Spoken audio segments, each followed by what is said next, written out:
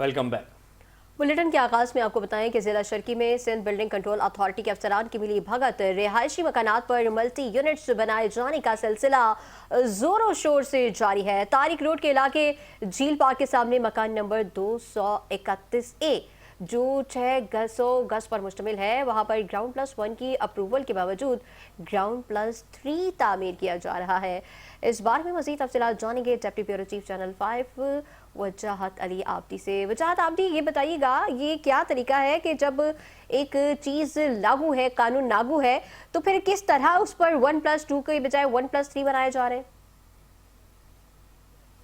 देखिए, मैं इस वक्त मौजूद हूँ जिला शर्की के इलाके तारिक रोड के ऊपर। ये तारिक रोड का वो इलाका है जिसे झील पार्क का इलाका कहा जाता है और ये इलाका पूरा रेजिडेंशियल एरिया है, रिहायशी इलाका, जहां पर सिंध बिल्डिंग कंट्रोल अथॉरिटी की मिली भगत से रिहायशी मकानों के ऊपर कमर्शियल यूनिट्स तामीर किए जा रहे हैं, जिसकी वजह से कराची का इलाका तारिक रोड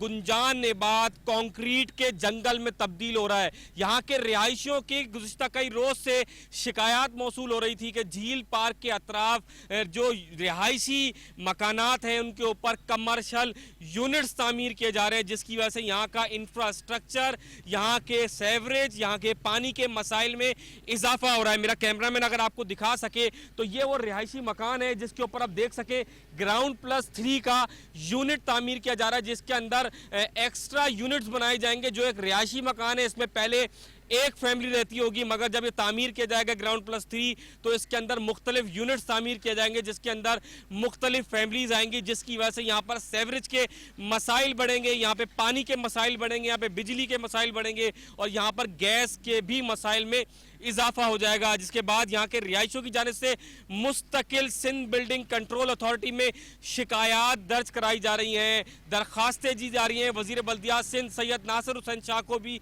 शिकायत की जा रही हैं, मगर सिंध बिल्डिंग कंट्रोल अथॉरिटी के जो करप्ट अफसरान हैं, जो ज़िला शर्की में तैनात हैं, उनकी जानिब से किसी भी किस्म का कोई नोटिस नहीं लिया जा रहा। रिहायशी मकानात के ऊपर गैर कानूनी तामीरात को रोकने के बजाय उनको शेल्टर फराम किया जा रहा है, उनको प्रोमोट किया जा रहा है, जिसकी वजह से रिहायशी इलाके अब कंक्रीट के जंगल में तब्दील होना शुरू हो गए हैं।